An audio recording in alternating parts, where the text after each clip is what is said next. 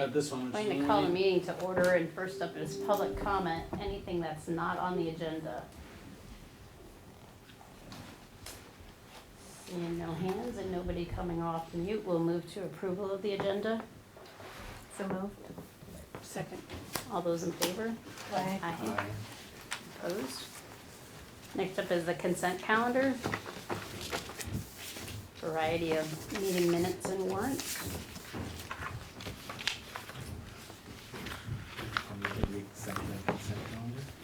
Second.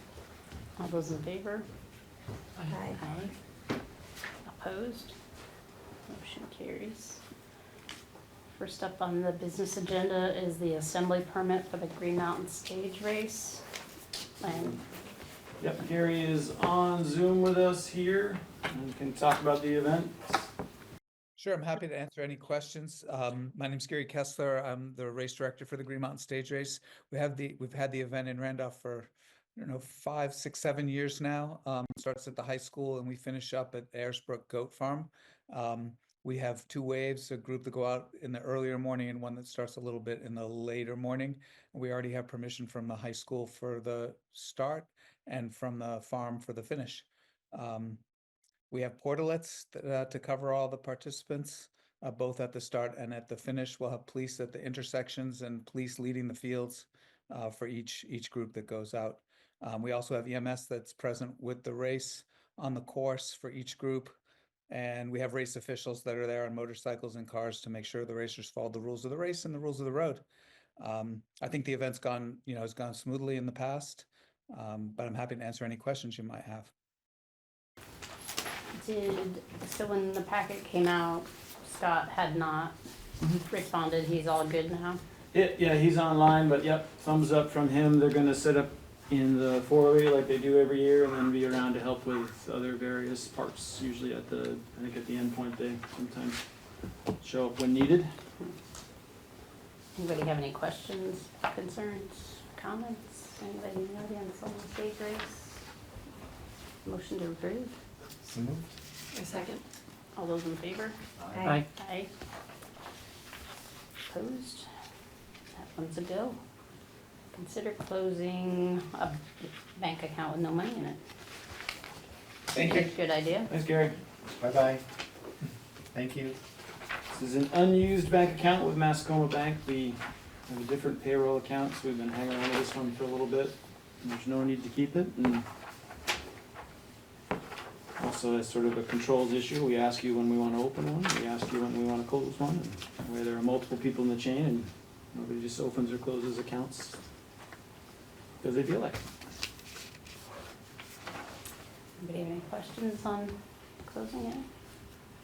Any motions? Motion to approve closing specific account mentioned. I second.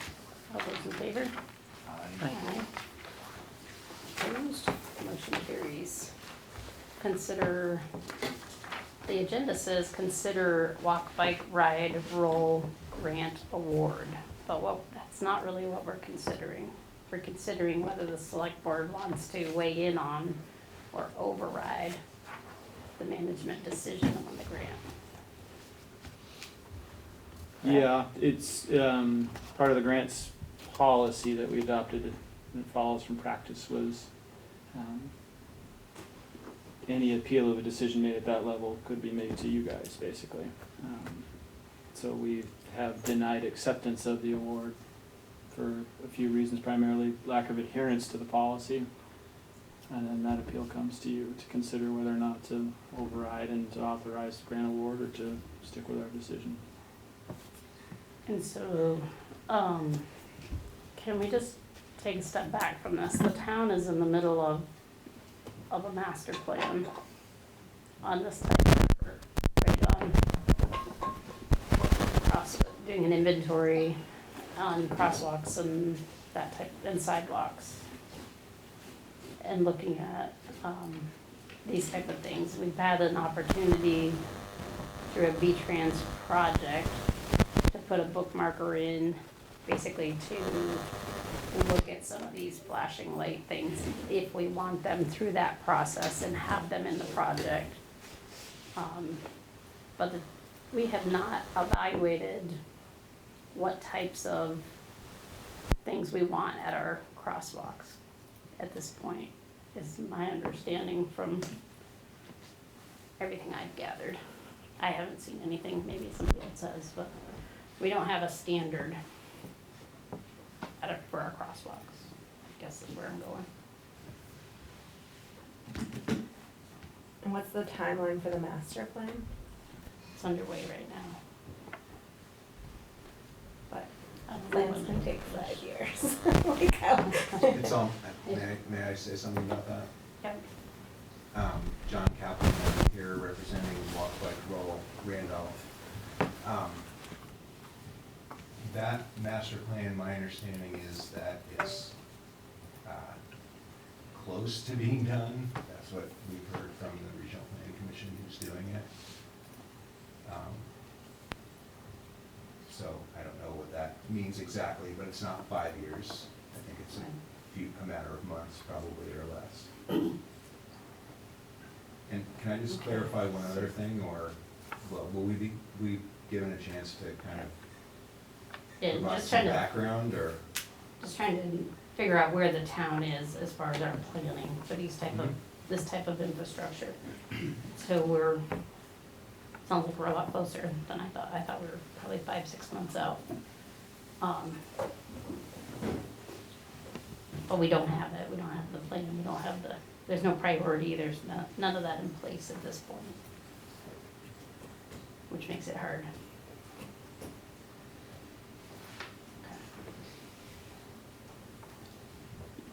Okay, so, you wanna appeal the decision to not accept the grant, correct? Correct. And I don't know if it's semantics or not, but we're not asking the town to accept a grant because we applied for the grant. We're asking the town to accept a donation of infrastructure that we're paying for. So I just want to make that, I don't know if that really matters at all, but I just want that to be clear. So in the grant application, when I looked at it, it implied that the town had agreed to this. And some And I things can like speak to that, that. which, you know, I think there's a lot of issues here with this. But I think it is semantics on that. There's a grant applied for infrastructure that'll be constructed like on the town sidewalk and in that area, so it is a town, it's a town asset. Correct. And it's something the town has to figure out, sort of what that is, what do we, how do we wanna handle these? Is there a specific type we want, is there a way we want it to look, is there a way we want it to function? I mean, if you guys would indulge me, I'd like to just go through a short, whether we do it as a presentation or I have the notes, just to kind of explain like how we got to this point, because I think that is important for everyone to know. It's not, I'm not gonna take hours. Good thing, because I'm probably gonna get called out of here in about 45 minutes, so. Go ahead. Okay. Sorry, I'm trying to find it for you, John. We haven't used this computer yet, Okay. so I'm not even finding the thumb Well, drive. just Okay. start talking it I through. can, yeah, absolutely. I'm just gonna stand because, that way I'm not blocking it when you come to it. So I know one comment that, I can't remember who I heard it from, but, because our group has emailed with select board members about this over the past couple of months. And there was some comment about this kind of coming out of nowhere, and so I just wanted to do a short bit of background that sort of leads up to this grant application that we applied for and so forth. So our group started back in like 2022 is when we were established. And I'm kind of pointing these things out just to go through like public or opportunities for public engagement that we had. There was a community survey that we did in the spring of 2021. We came to the select board in June of '23 just to do like an introduction of Walk, Bike, Roll Randolph and what our mission is. We did a walk audit in September of 2023. We invited the select board and other town staff to attend that. And Larry, I think you were there. Yep. We had various members of the community participate in that. Then we did a public listening session in October of '23, just generally trying to hear from the public, what are their issues around walking and biking in town. And then as part of the Walk Bike Master Plan, which you referenced that the Regional Planning Commission is doing, they did a community survey in spring and summer of 2024. And I know they got around 200 responses to that survey. And then they held a public meeting with the survey results in September of '24. So just kind of doing that recap to point out that there's been a lot of chances for the public to be engaged in this topic. And just a couple of things in the original survey that we did in 2021, 83% of people supported improved intersection safety.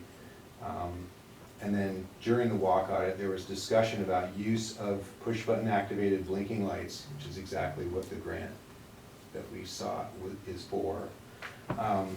And the two crossings that were mentioned were Rite Aid and the School Street crossing by the library.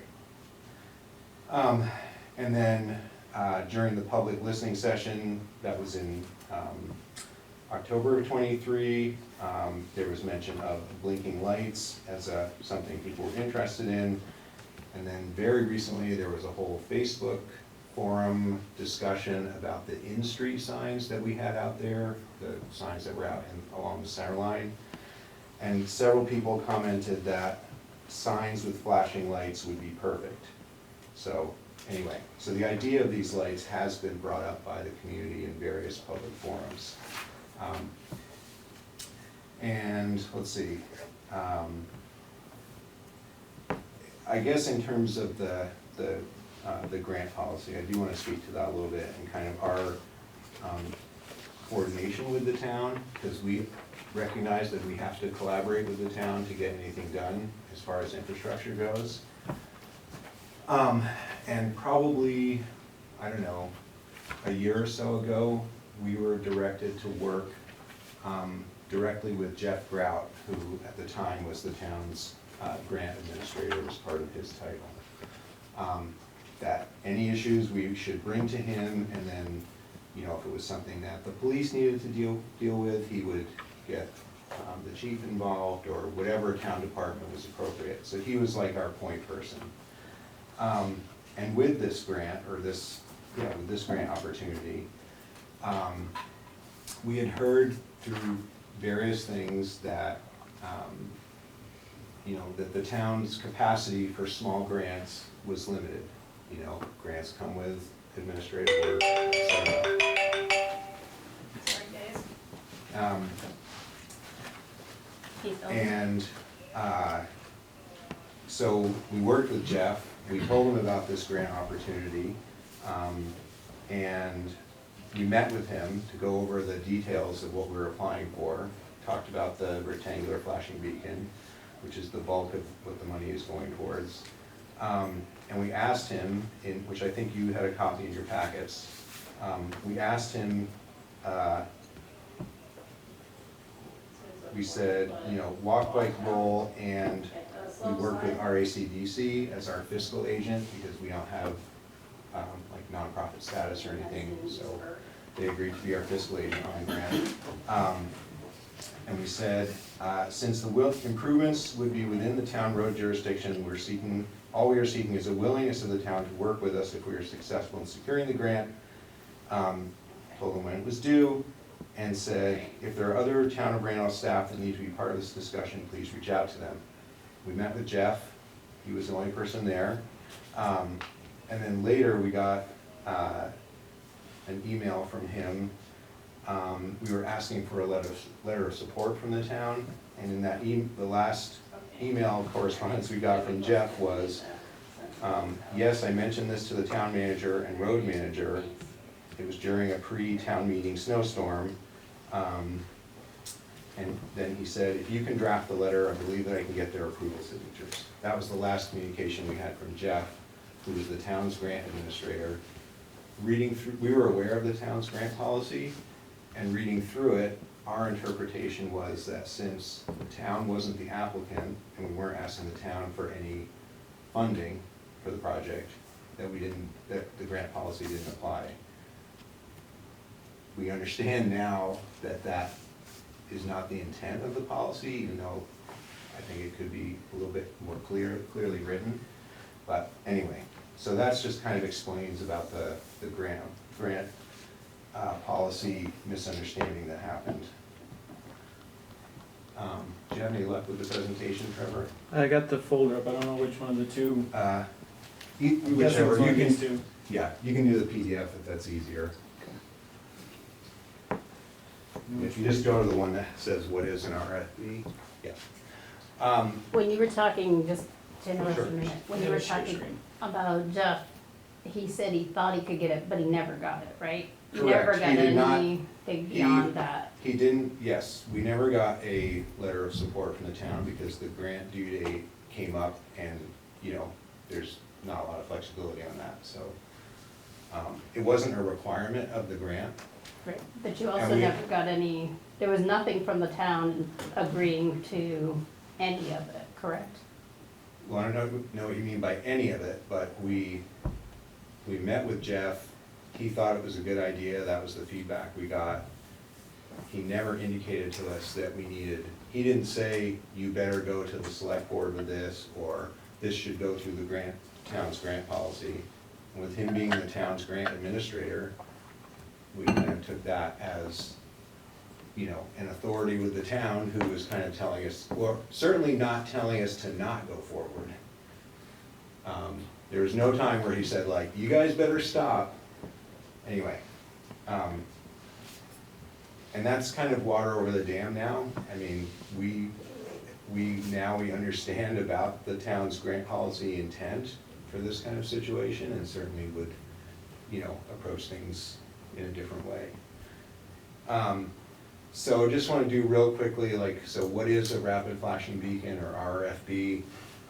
You probably have seen these. They're in a lot of towns, like Northfield has at least 4 of these. I went to Northfield a couple weeks ago and looked at the ones they have.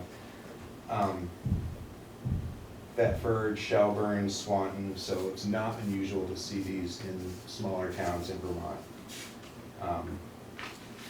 Just go to the next one, Trevor. So basically, it would replace the existing yellow pedestrian crossing signs that are at the crosswalk at the library right now.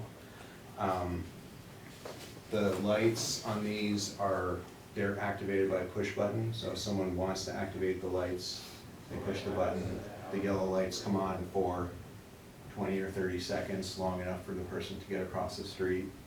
Like I said, they're used in a lot of Vermont communities. They're solar powered. They're not a traffic signal per se. The whole purpose is to just, you know, highlight a crosswalk by doing something a little bit more visible. You can go to the next one. So one of the reasons that we looked at this particular device, not only had we gotten some feedback from the public over the past couple of years that this was something they were interested in, they're also listed by Federal Highway Administration as a proven safety countermeasure, is what they call it. They can reduce pedestrian crashes by 47%, increase motorist yielding rates by almost double. And they were also researched in Vermont specifically, and one of the quotes in the report that V-Trans has is that they lead to compliance and safety improvements, including increasing driver yielding. So it's kind of like a pretty proven pedestrian safety measure. We tried one of the in-street signs at that library crosswalk. And there were definitely some issues because cars turning out of School Street, whichever side of the crosswalk we put it on, had some challenges, so, and I think that's why people commented in that Facebook exchange about, you know, what if we did blinking lights instead of the signs that are in the road? You can go to the next one. You know, we know that the state is planning to pave Main Street as well as Forest Park and Central Street in 2027 is what it's currently scheduled for. And we also were aware that the town had, like you said, had asked for, I forget the term you used, bookmark, or had asked the state about rapid flashing beacons at 4 locations, including this one. And so we kind of felt like, hey, the town is already looking at this location, and it came up in our walk audit and other planning, so that's why we chose that location. It's highly used by kids, elderly. Randolph House is right there, Chandler and the library are there as destinations. And there's no guarantee about that state paving project putting in rapid flashing beacons, even if the town wanted them. They would look at it and they might do 1 or 2, but they're certainly not gonna do 4, so we figured, you know, with this, and we're basically, we have this, the money is in an account ready to build this infrastructure and give it to the town. So, and especially these days where funding for everything is a little bit up in the air and uncertain, we're here with like funding with very little strings attached, and we're asking the town to accept it. Yeah, I mean, my last slide, I don't think there's much more to say. We have the grant in hand. There were no town matching funds required. We're doing the administration. You know, we signed the grant agreement. We would plan to, you know, put out an RFP to hire a contractor to do all of the actual construction, and coordinate with the town as needed for that. I mean, we had a brief meeting with John Shankrow the other day. And yes, it would definitely become a town asset once it's installed. So I did talk to the Northfield town manager because one of their installations was fairly recent, and he said they did it with their own town forces and it took about a half a day is what he told me. They have another one that's been in place for about 3 years that they've had no problems with. So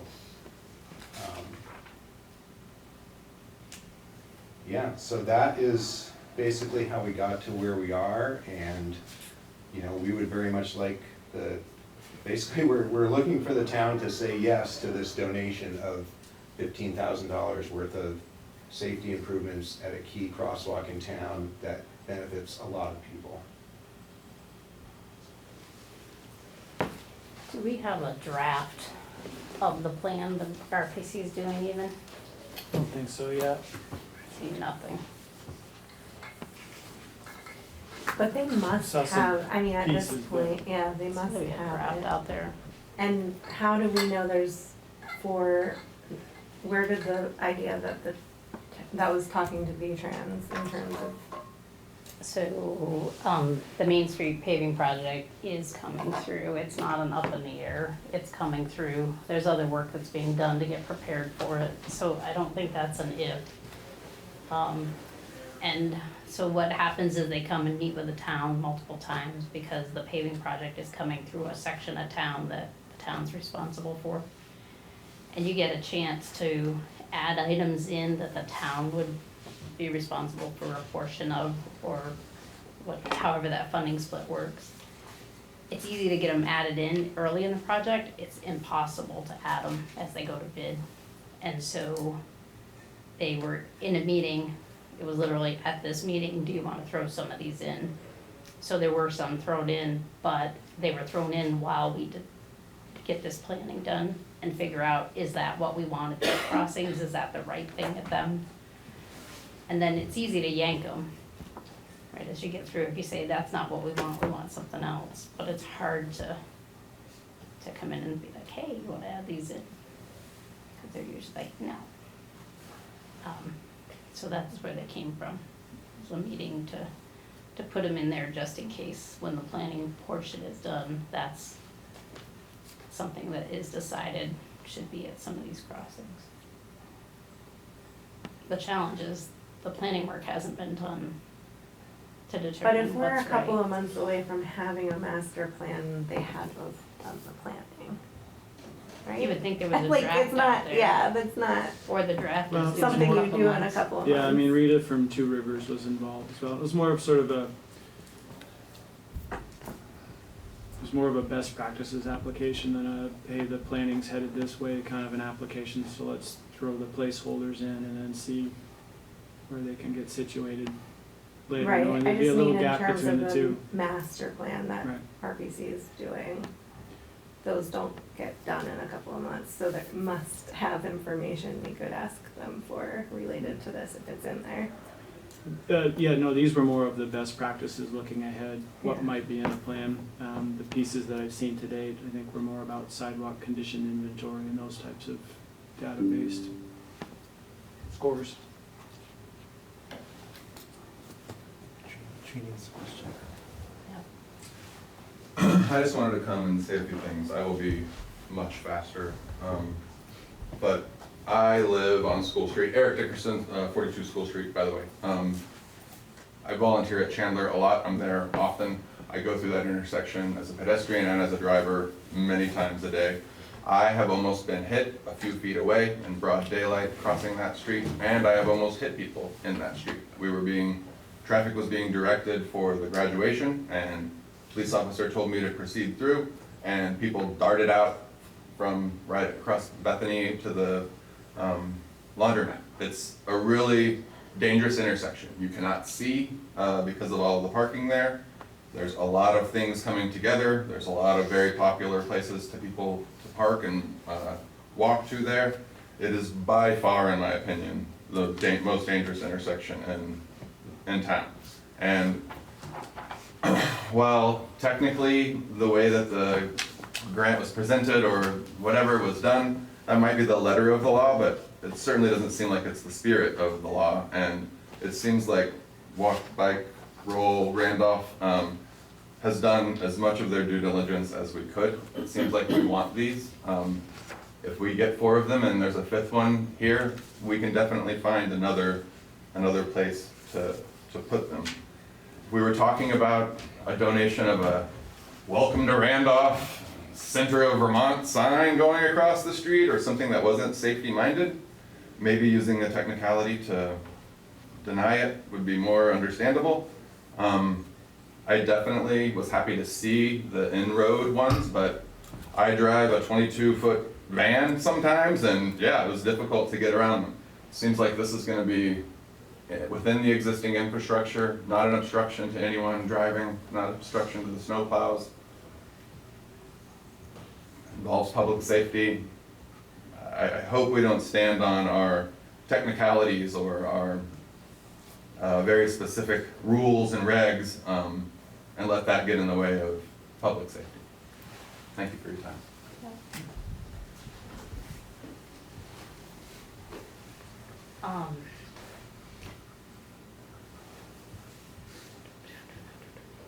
Anybody have any thoughts? Can we follow up with Rita and see where they're at with that plan? Just to know sort of what they're aiming at for these. If they're coming in with some other recommendation, it would be good to know.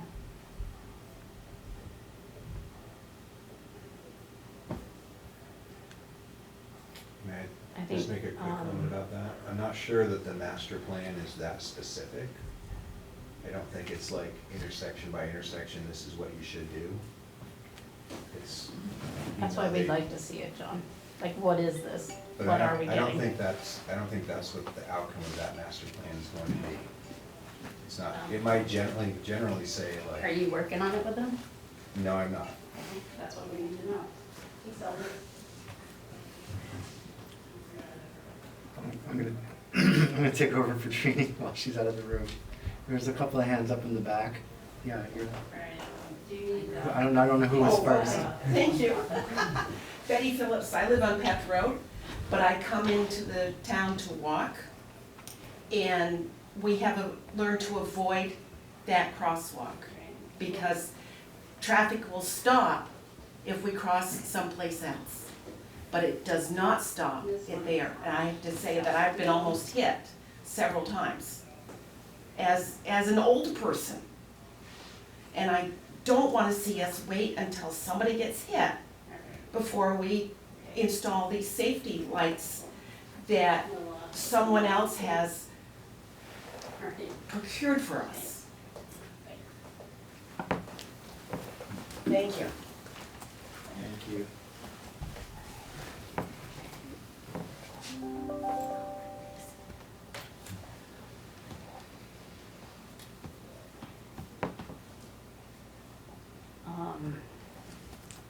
I think we've got another hand up.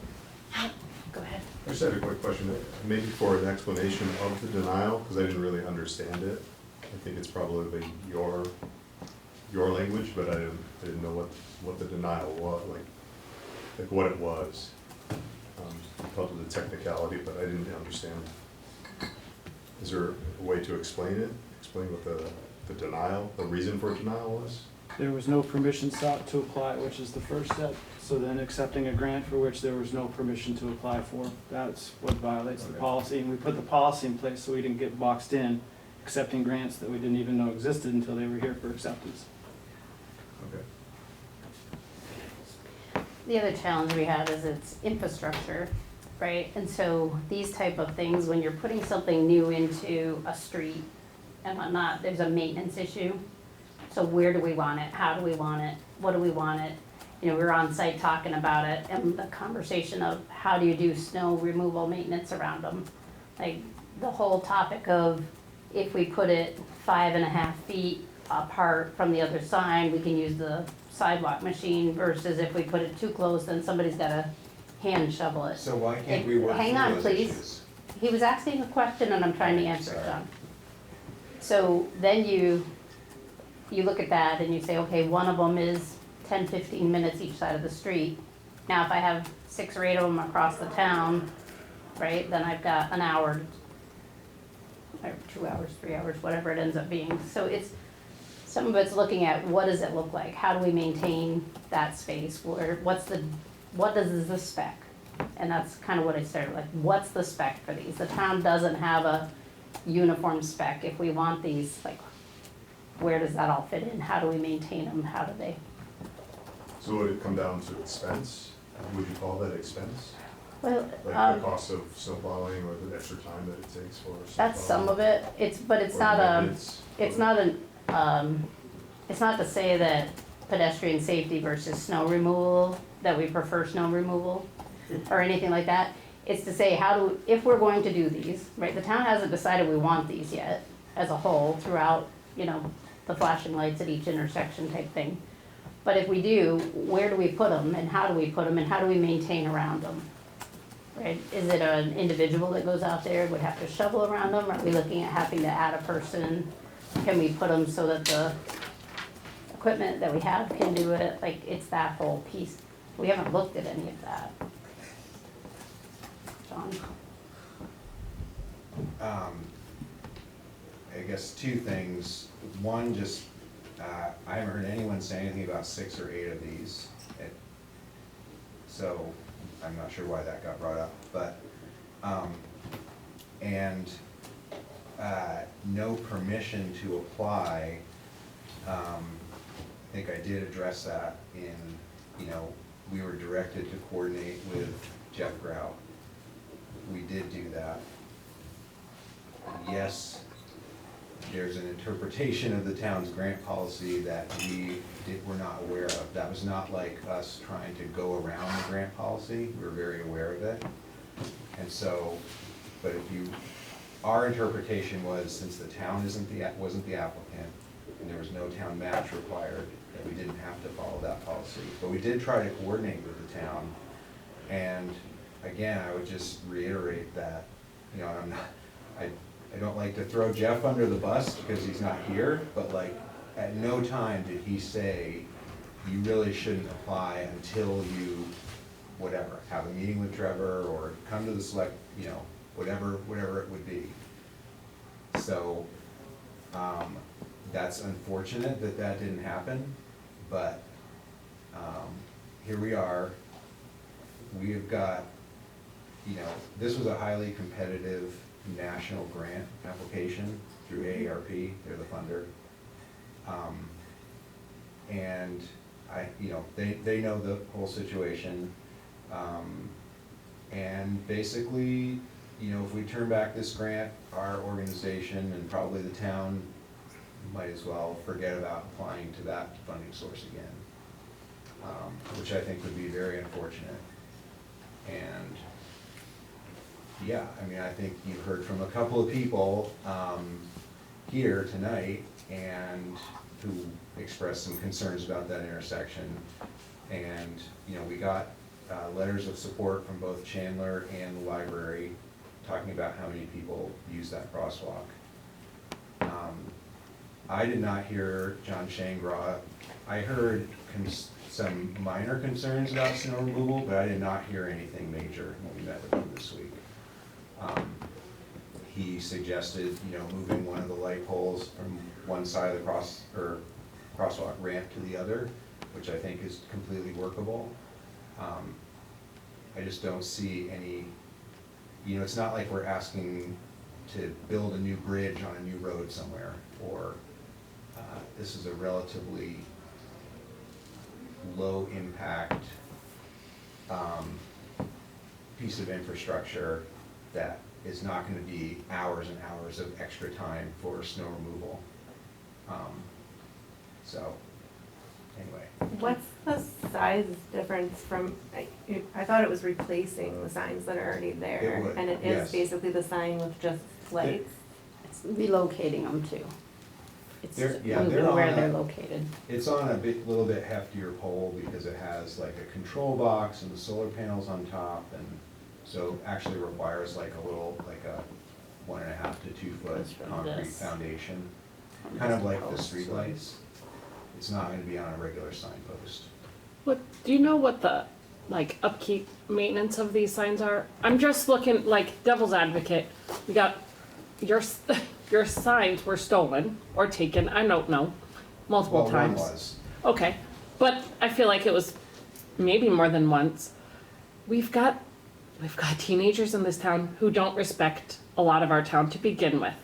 My thought is, how expensive is it to replace? Do you know that? If the solar panel gets broken or if the box, do you have that number? Cause I can only imagine silly teenagers in this town looking for something to break. And I don't wanna think like that, but you've gotta, okay, if we have 4 of these, if they get broken, how much to replace? Do you know that? I don't, not off the top of my head, I would, yeah, I don't, would certainly, I mean, it doesn't help this meeting, but we Yeah. can find that information out. It's not like hundreds of thousands of dollars, it's probably like a few $1,000s if they, whatever, broke the control box off, or, I mean. Well, it's probably we less could- than 15 since that's what it cost to buy it. There we go, yes. And is the 15 for just that one intersection? Correct. Or is it for as many as? No, that's Okay. just that one crosswalk. Okay, and for one on each, well, it would be 4, It's a front and full- back. It's a full assembly. Okay. There's a light, there's a pole on each side of the intersection, just like there is a sign on each side now. Just as a point of clarification, the question before the board is just whether to reconsider, deny, right? It's not where are we gonna install them, or whether we should install them, or whatever. It's just saying, we think the board should reconsider denying what the town's original But decision. it's whether we're gonna right? uphold the decision to deny it, is what the question is. Right, but we don't have to figure out what square feet it takes up and how far off of the crosswalk it is and where it is on the sidewalk or any of those things, is my point. Well, if you're gonna accept it, you wanna know that, right? And the other thing we've got is, we've got a proposal here that the town provide some guidance, but not be involved in the construction and whatnot. Like, what does that look like? We don't have any idea, right? Like, you wouldn't want your neighbor coming over and building you a deck. I mean, you'd love it if they paid for it, but when it was hot pink, you might be like, eesh, Oh, yeah, I maybe I understand that. shouldn't have done that. I understand that, I guess, this has gone on longer than the board, or the select board probably wanted it to begin with, and I was just pointing out that I think the question is, should the select board ask the town to not deny and consider a way to move forward? That's, at least that's what I was under the impression when you presented it originally. If that's not the case, it's fine, I think he had his hand up before me and I rudely And you interrupted took. him. You want that cop to get out of jail card now? No. Okay. I'm just trying to understand, like, why was it denied to begin with? Like, this is safety. There's a bunch, no offense, but old people here, a bunch of children. Like, I walk, bike, live, work, drive in town. Okay? I would love to have this. I've almost been hit by people multiple times. And I take accountability for when I drive. I'm driving through a town. 25 is the maximum, okay? Not what you should be driving, the maximum. We should really be putting this on people driving cars, not paying attention as well. Like, people need to pay attention more when driving, but these blinking lights will pick people up, pick their eyes up to pay attention. Like, I just don't understand why we are having this conversation for this long when it should just be accepted. Like, I want more safety in this town. I want a walkable town. Okay, thanks. Hang on. Do we feel like we even have what we need to make a decision to go one way or another, just to move this along?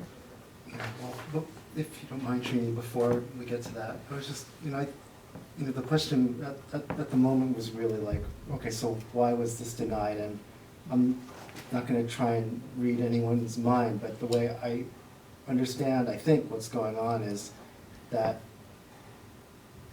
it puts the town in a generally difficult position when a group or an individual that's not part of the town or the planning process the town engages in does something independently without input from the town and then expects the town to conform to what they want done.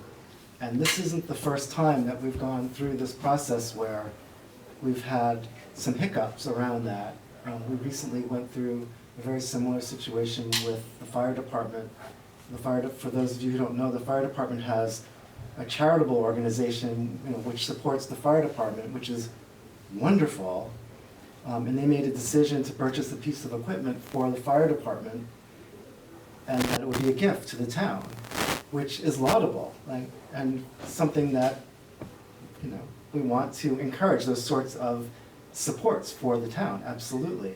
But because it was done without checking in with the town, with the municipality first, in order to be able to accept that piece of equipment and make everything work right, required an incredible amount of work, and it took, I think, a couple of years worth of meetings and effort to get it so that we had all our I's crossed and all our I's dotted and all our T's crossed, and it was difficult, and it took away from the select board time, it took away from municipal staff time. It might not have been the thing that the town would have chosen, if we had had more input on that process. We may have said, great, you want to raise money for the fire department for something that we really use? Let's talk about the best use of that kind of funds. And it was partly in response to that we redid the grant process so that the town would have more input into being able to do this kind of really important work. And I think that the fact that the town wasn't involved with choosing the piece of equipment, with figuring out its role, figuring out whether it's the best thing that we need right now, given our bigger picture of how we plan for our roads and manage pedestrian safety, which I don't think anybody is arguing is not extremely important, that it makes all that more complicated, and then you know, if we go ahead and we say, okay, this is a great idea, we're gonna accept it, which also, we still don't actually know, like, I still have a bunch of questions, like, that I could come up with about, you know, the efficacy of them and what the possible downsides, wait, John. And we end up putting ourselves in this continual position of, well, what happens the next time another group comes in and says, you know, we think the town ought to have one of these and we're going to give it to you, and it's a gift to the town and it's a wonderful thing. And maybe in a lot of ways it is, but maybe in some ways it's not what we really need. And it sort of puts us in an awkward spot. And I think that's where we are. We're in kind of an awkward spot where I think there's a lot of, this is what I'm looking for, there's a lot of gratefulness to the bike ped group about doing this really good work and coming to the town and really wanting to make our streets safer. I think we all agree that that is an important outcome of whatever we do for our streets here. But we also live in this sort of bigger, more complicated world where the process actually is important, and the way we go about doing things is important. And I think that a lot of the resistance is from, like, you know, where are we gonna go from here? You know, what happens next time? And so whether that is the right way to respond to this or not is not really what I'm trying to convince anybody of, but just to sort of take a step back and maybe give a little bit of a better sense of where some of the friction is coming from and why it exists. Yeah, I think that some of the other challenges we have is like, how would the project move forward? Who's got what role? Like, how does all that play out?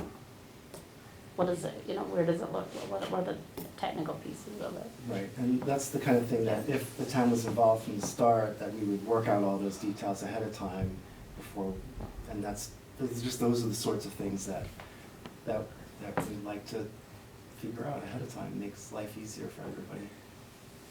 And before we accepted it, I would wanna see those things figured out, like, how do we do it, and what does that path look like? Right. But can't we still do that? I guess I'm struggling because I definitely agree there has to be a process because it makes it too hard to make decisions without those steps in place. But I also feel like a lot of the reasons being given of not doing it, like, I'm struggling. John and I don't see eye to eye on everything, but I think Randolph's lucky to have an expert in this area that has done this work that not a lot of towns have. And so even waiting for a master plan's recommendations when we have somebody that has been doing this for 30 years for towns all across Vermont is hard for me to, like, not accept that as something that we're gonna take in as volunteering to help with the town. So I'm struggling because I get the process piece, but, like, I'm fully in support of, we're gonna get there, this is money already in the bank, and money is drying up, even if we're getting a paving project, like.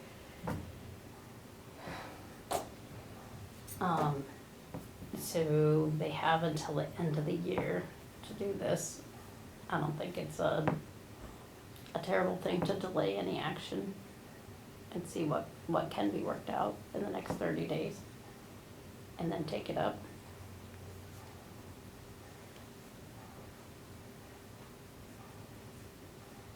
Right?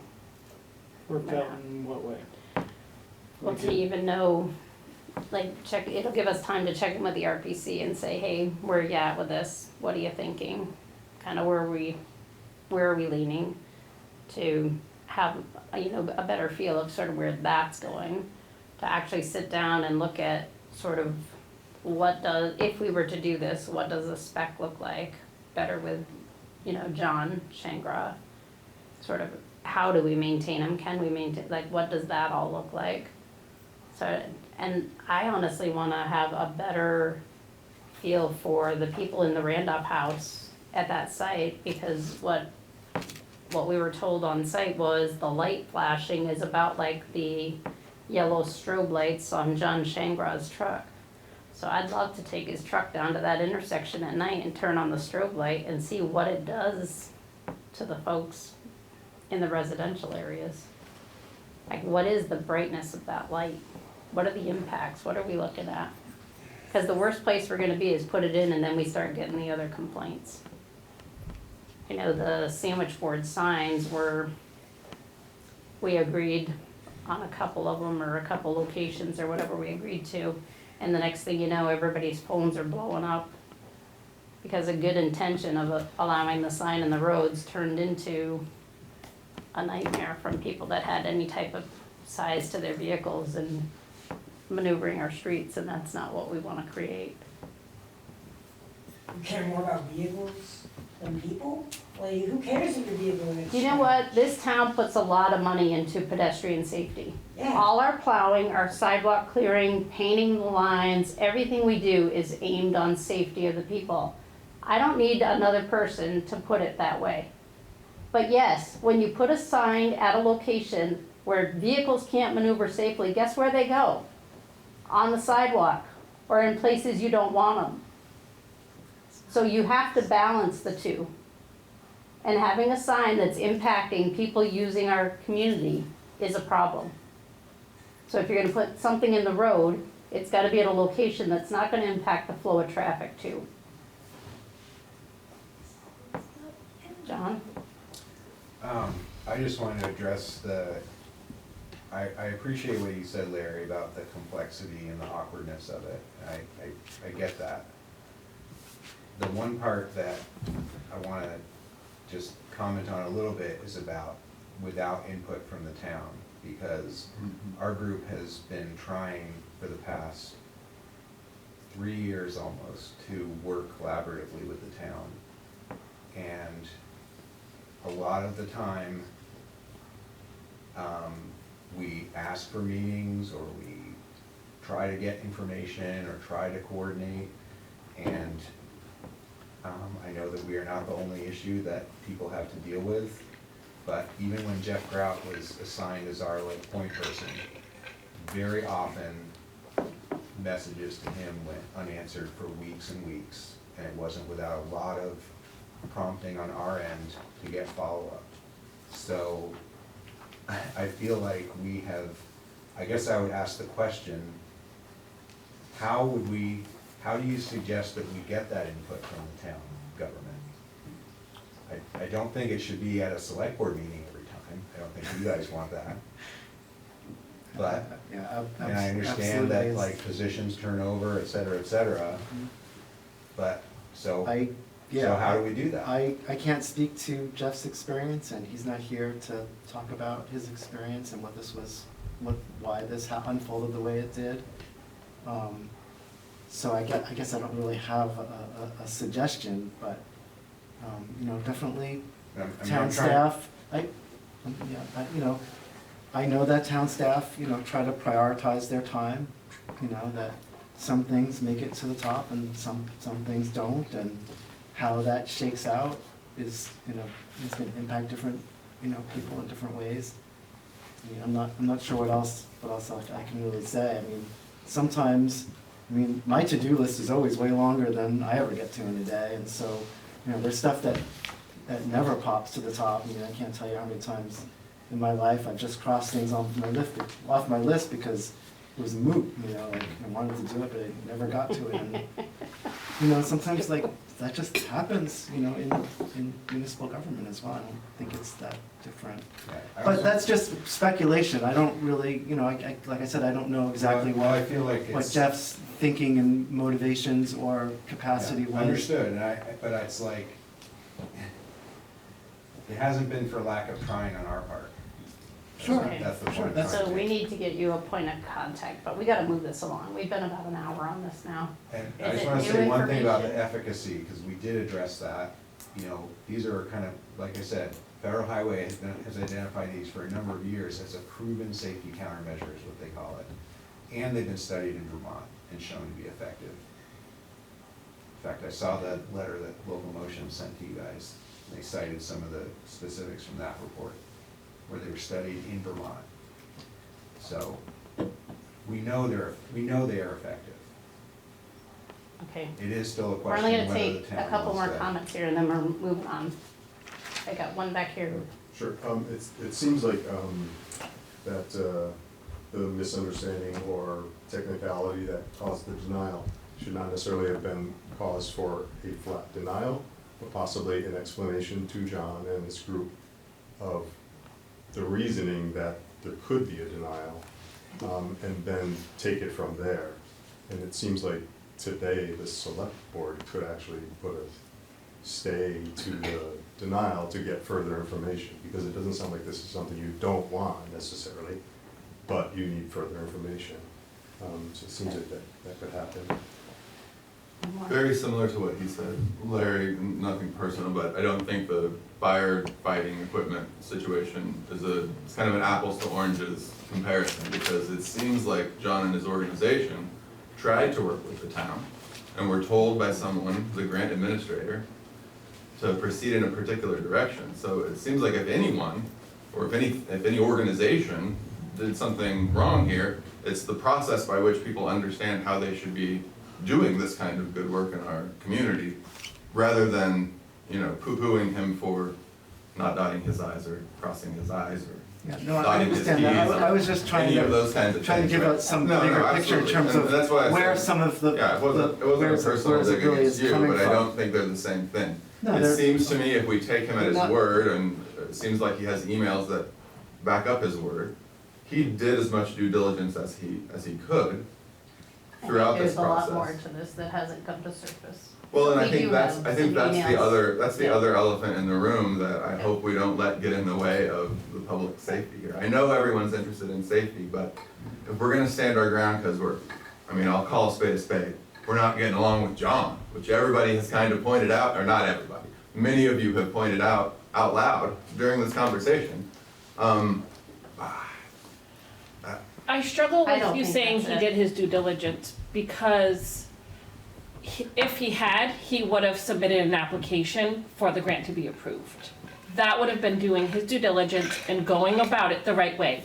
I can't talk about Jeff, I wasn't here when that all happened. And Well- I'm sorry there was a misunderstanding, but if he had done his due diligence and gone about it the right way, he would have asked for an approval for the grant. Right. That's just it. And I worry because if you wanna call it apples to oranges, the fire department, we just keep saying, oh, like, well, you should have done this, but okay.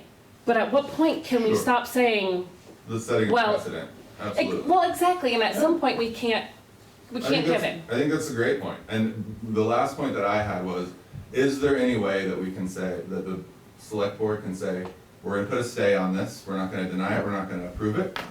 And can we find a way to give John and his organization a way to do the due diligence or to do the process? I understand the grant has already been awarded to him or whatever, but that's technicalities that I'm sure the town and the select board could work out. But that seems like a more reasonable path forward. I think, and I think, Again, thank you for your time. and I think that's what Trini was saying, is like, can we cross our Ts, dot our Is, to have conversations with people I love that. to make sure we know what we're getting into and not just, saying yes. So I think that's what you were saying. Like, let's have conversations with I think people. we need a lot more answers before we say, yeah, we wanna grab these or we wanna take them, there's a lot there. And we'll get through that. We're gonna move on to the next agenda And how item, would- cause we've hammered this one So how would at we, this point. and so who do I get in contact with to move that forward? We'll get you a name. Okay. Okay, rethink local agreement for planning and zoning services.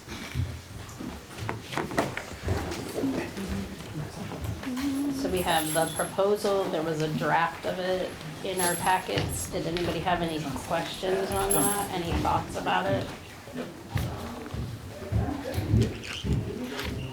Same scope as before, we've already been That emptied it onboarding out. Alex in preparation for, hopefully if you say yes, so that he's familiar with zoning regs and all that. And then we've incorporated all the track changes that are in your package, should show everything that's come up before, everything that was suggested that we got back from board members, and then the one open item is to check the limitation of liability language with the insurer. I suspect they'll come back with something similar to, we did similar language for a different agreement a couple of months ago. I bet you it's gonna be pretty similar to that, which hopefully, I imagine will be agreeable to everybody, so.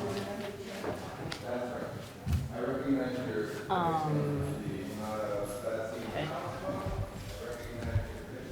Anybody have any questions about this or concerns?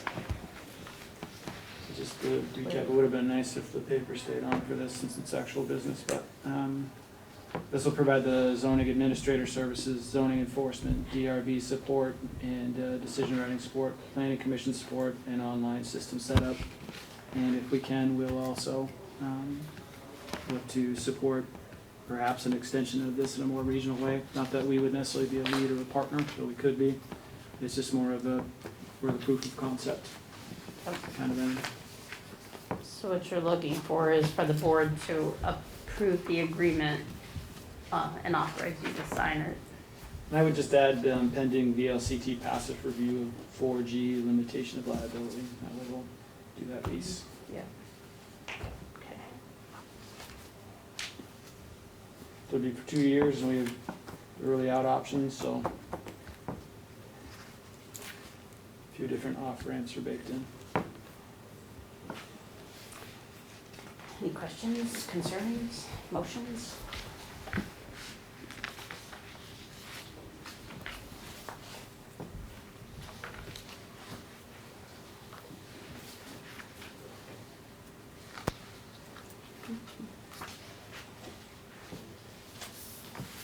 I'll move that we approve the local agreement for planning and zoning services.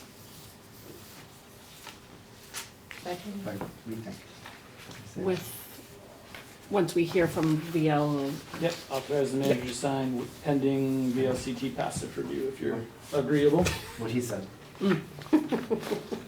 I second that. All those in favor? Aye. Opposed? And now a motion to appoint Alex Torpy as zoning administrator. So moved. Second. All those in favor? Aye. Aye. Aye. We appointed Mark in one of the last rounds of appointments as deputy, so we have a little overlap already set up there. All right, next up is a debt management policy. So I think I'd mentioned, I don't know, one of the prior meetings that we wanted to go through, review all of our financial policies, look at the ones that were missing, and try to really build those out in anticipation that the step after that is to build out kind of a standard operating procedures manual.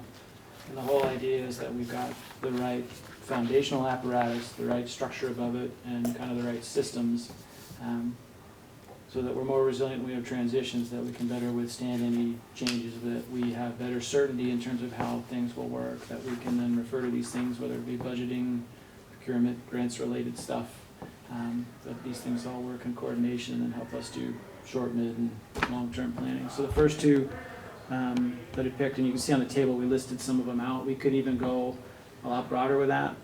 Some of the examples, when you look at policy books, are probably smaller, functional items that'll work better as standard operating procedures. So I don't know that we need an end-of-day town clerk or other register cash-out policy, as long as we've got the practices that are in place and fit into sort of our larger system of control. So debt management was one of the first ones, along with the fund balance policy.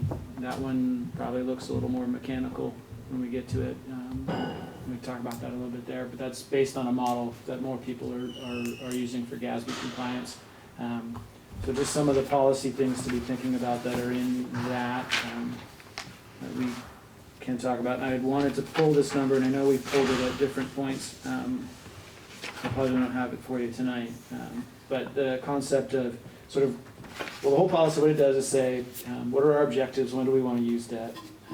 What are the right sets of guardrails, so make sure we achieve the lowest possible borrowing cost, that we're borrowing responsibly, that we've done any kind of competitive process where it's merited to the extent that we can do pay-as-you-go for certain things, cop car purchases, for example, that we're saving, buying, replacing, we're on good schedules there, that we're planning That, and the policy goes on from there to get more specific with some of the debt management pieces in terms of when do we use long-term debt, when do we use short-term debt, what are the types, our leases are a little different than short-term debt, and so when we think of that in terms of examples, the leases we use are all essentially equipment-based, or, you know, I think wastewater centrifuge was one of the last ones we did, that's a lease to own.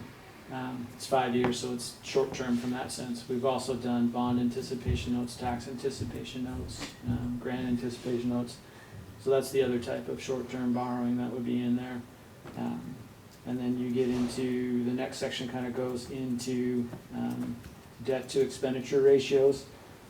There's different ways you can sort of measure what a healthy debt load is, and none of these percentages come from any of sort of the GASB or auditing standards. They're a best practices standard based on, to the extent that anybody's out there in the research field of municipal finance, these are the numbers that come out of that. This one has its origins at University of North Carolina. But sort of they studied, you know, on a macro level, what's the right amount. And so what we would aim to be is in each fund have a debt to expenditure ratio that matches those targets. The reason water and wastewater are a little higher is because those budgets maybe aren't very big, but the projects that they fund in terms of the debt service tend to be large. You know, you're talking water treatment plants, wastewater facilities, those types of things.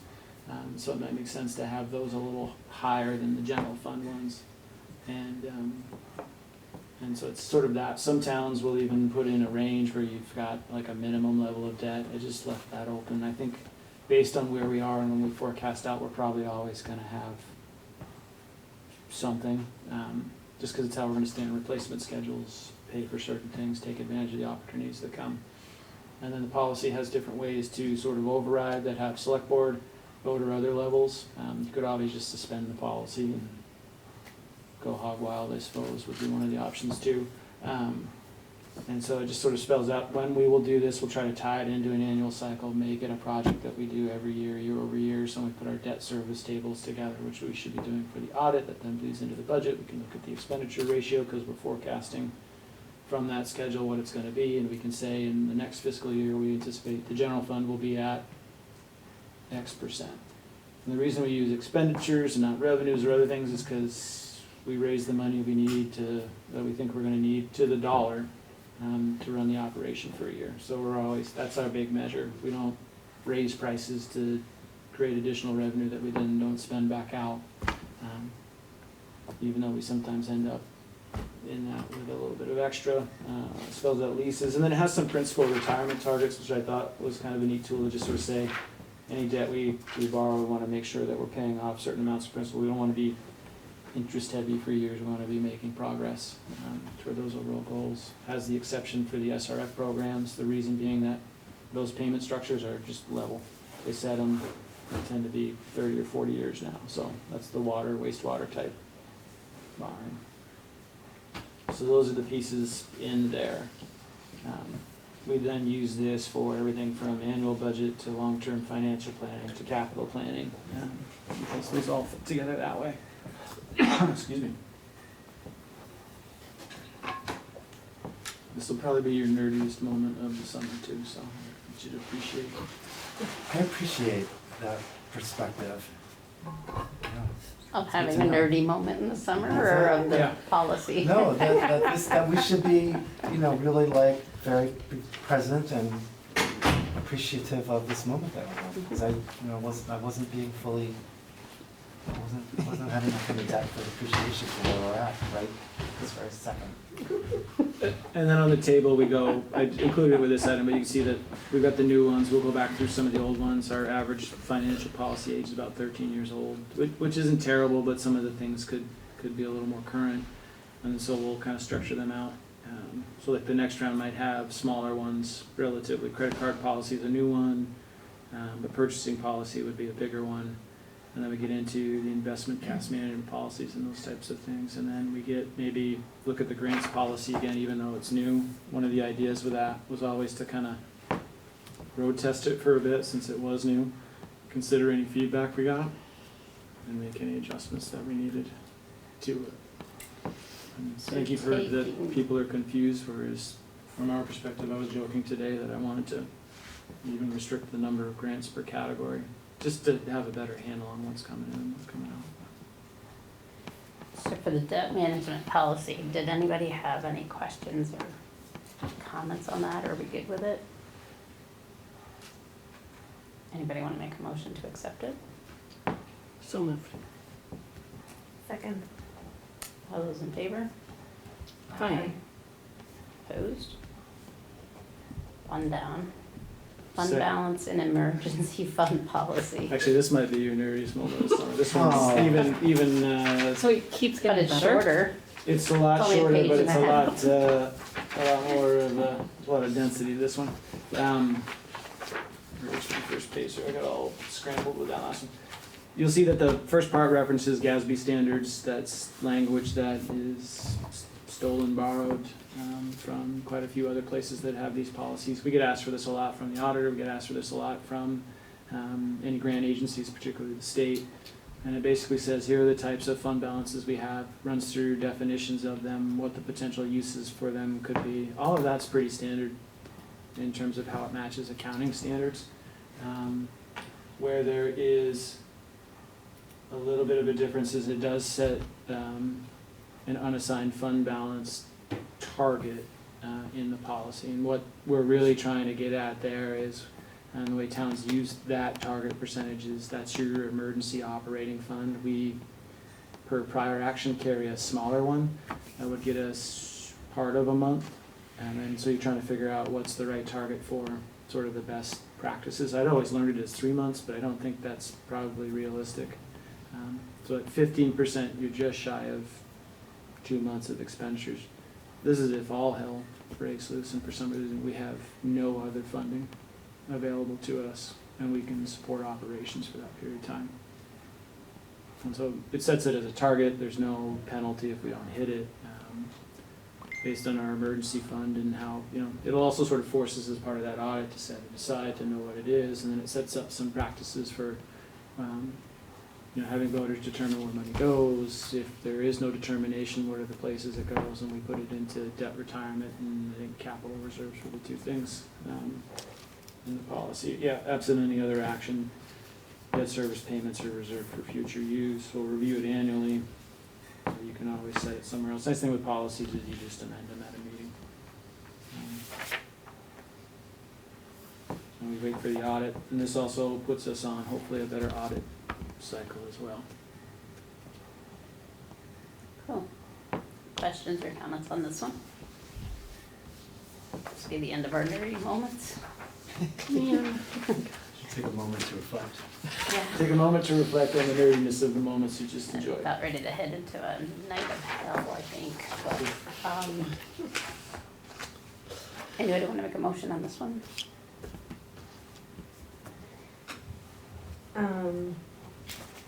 Move to accept the fund balance and emergency fund policy as proposed. Second. All those in favor? Aye. Aye. Discuss tax stabilization policy process and guidelines. This is really if you wanna, we talked about doing the rewrite this summer, into the fall. We have some examples already pulled aside. We have some notes on different elements that came up in our conversations that we pulled from some of the others that have come up from questions. What we don't have is necessarily a, what's this structure gonna look like? And so this is really, are there things that you wanna see? Or even if it's just as simple as what's the process? You want us to put together a draft that incorporates everything we've heard to date? And you can beat that up, add to it, figure out what you wanna do with it. We'll overwrite it probably in that scenario, meaning we'll put kind of more stuff in. And then you can take it out and whittle it down from there. And we'll look to use the policies that have been created by others. We won't reinvent the wheel, but sort of the big change you might see in that policy is it might try to prescribe either by scenario, by tier, whatever, by length of agreement, how much can be stabilized, what's the process to override, to appeal, those types of things. So we put a little more structure around the amounts, and then you have that latitude to say based on project specifics, you fit here, there, or somewhere else. And then that's what sugars off from there. Yeah. Yeah, that sounds good. It seems like it'd be really nice for us to have more clarity on the part of people who could potentially benefit from tax stabilization in terms of when they could look at our policy and they could have a sense of what they might really expect, which we don't really have right now. We have sort of precedent of what we've done, but that's not really policy, but it does set up expectations, is what we've really learned. And it seems like it would be good for us to walk away from that kind of a situation where instead people can look at our policy and they can be like, well, given what we're planning, we have parameters here that we are likely to fall within. That's a really great place for us to start. Isn't the problem we had one and no one followed it, and then we started following it, and that's what caused the problem? That was part of it. That was part of it, and so it was also in terms of the application, there was a little bit of, there wasn't any specificity around the levels of stabilization, so then practice became, precedent became future, it was one of those where it sort of became self-reinforcing, perpetuating, and so it's also a chance to kind of put that set of guardrails in as well. We will reference the fact that pursuant to the 1957 vote, so then when the attorney asks us next time if you have the authority, We do. we'll know right there. Although Judy said she enjoyed the research project, so. But we did, I think we followed up with that, but yeah, in 57 there was a vote, thankfully they did it by paper ballot, so we don't hit 2/3, so we're good. The board has the authorization it needs. So we can frame something up and you can see it and beat it up, and then other people will be able to see it before the next meeting, and there's no rush on it, but we'll start to put the framework up, and then, like I said, we'll probably overbuild it. So it'll be more restrictive, have more stuff in it, maybe be a little more complicated than we're used to, and the idea there just being it's easier to, To whittle it down. to yeah, build so up. then you can see a full spectrum of ideas, figure out if you like any of them, if they're too cumbersome. That sounds great. It does sound great. So the tax stabilization agreement for the hotel, we had approved that. Was there additional action we had to take, or is that? We're waiting on Mike's review, because the way the motion was structured was pending his review, and then if he had something, that would trigger action. You'd need to come back and act on an amended version of what you saw before, and then if not, we'd be able to do that. And what I might do is, because Mike always has comments and everything, I might just send you everything and say, I read this as, this is actionable, if you guys don't agree, then that's fine, or I don't see anything actionable in here, these are copy edits and clarifications, but if there's something you guys want to talk about, because I'm your facilitator, but this is sort of your agreement. Yeah, it was just going ahead in your manager's report, the property tax rates are gonna be set, and we just wanna make sure we get that in play before that. Yeah, and I think the part that they can still have that, I've got to send that over to them, and I don't think the thing that's going to come back from Mike will be about that. It might be some of the other terms. Yep. You might have suggestions on how we tried to tie it to occupancy rates and kind of create that self-detonation mark in there. I wouldn't doubt he's got stuff related to the mechanical stuff, but the policy choice of how much and for how long, I don't. So okay. Alright, so we have a manager's report, is there anything more in that?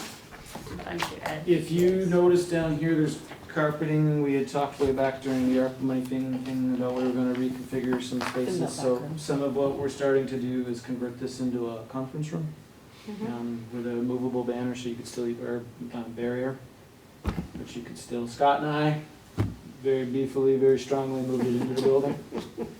And then Judy called the highway crew and they moved it downstairs, which was the hard part, but Scott and I handled it. Right, we got credit for it, right? You got credit. I got you, buddy. And so that'll be part of that, and what we're still gonna look to do is that outer ring idea, so we'll have some key service points, and then if you've got business kind of behind for some departments, you go into that, you'll still be able to walk into the assessor's office and do research, and planning and zoning will be a little more accessible, recreation, that kind of thing, but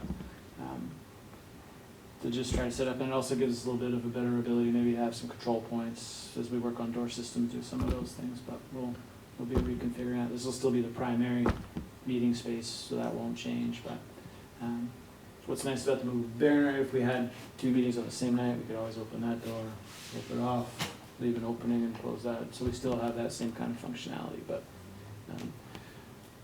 we are working on the lightning strike still with the wells, and whether or not we had surge protection in the right spots, was it installed correctly? It seems like there was a missing piece in at least 2 of the wells. Contractors come back, they've pulled them, they're gonna go back to be rebuilt if they can. If not, they'll come back with the full pieces and instructions to install them, go back into those wells. And then the 3rd well, we think, is the same problem, but we can't get the element itself out with the equipment that's available, so we're actually building a little bit of an access road right now. So we can get a vehicle out there with a tripod that can then sort of pull it up. In a way where maybe we don't destroy the whole mechanism in there. So it's a little bit of a wrinkle, but not a big one. The highway guys have been up there working away at that. Except for when they came down to move the barricades for us, but otherwise they were on scene. So we're still working through that. It doesn't have any sort of water quality issues. Chris has figured out the workarounds. We've got certain things repaired, but basically what happened is because those items weren't in place, a few other things maybe weren't where they should be, we had an exceptionally powerful lightning strike. It went through everything, and in some cases almost like ping pong back and forth till it burned its way through the items themselves. So it went through the surge protection that was there. It burned stuff next to where that surge protection was. So most of it should be warranty, most of it should be covered, but we might have some expenses along the way just because it's a weird thing we'll put in for insurance. So if there is anything, hopefully it's just the deductible when we're done, but maybe there's one.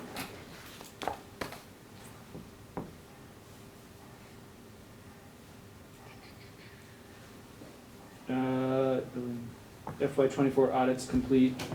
I went back for that just in time for us to close 25. It'll work well, we'll treat them as 2 years.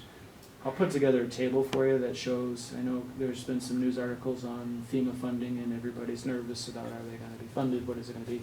We're in a pretty good spot in that most of the money's in hand. I just signed another reimbursement form from the state, meaning that they've already got the money, it's gonna come to us for like another $170,000-ish. So it'll really just leave North Randolph Road Bridge, I think, at this point.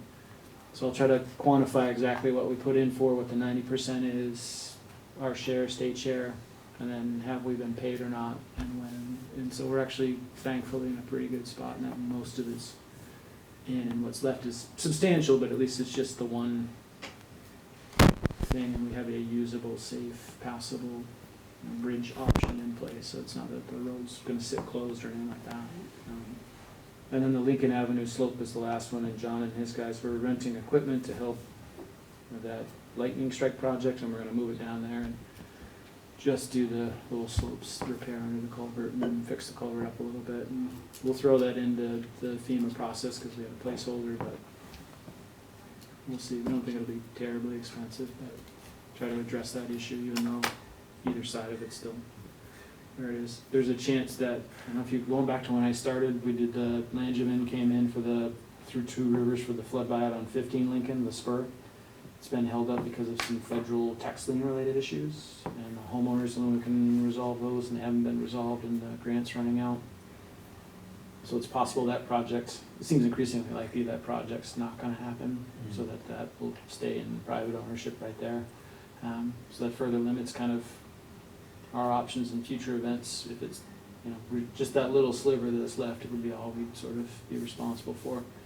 We have asked though if we can take those funds that were for the buyout and can we flip them to another flood resilient community eligible project, primarily where the slopes are eroding at the rec field facility, just sort of upriver from the pedestrian bridge.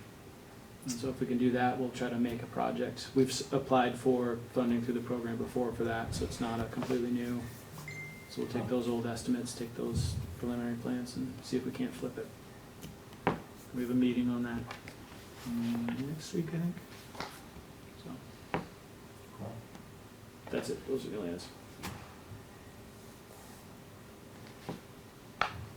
Any questions? My family's going to the wayside without me. That was here with you. Can you I'm make still it a in- winner at the but game of can you life, make right? it in time? Yeah. Gosh.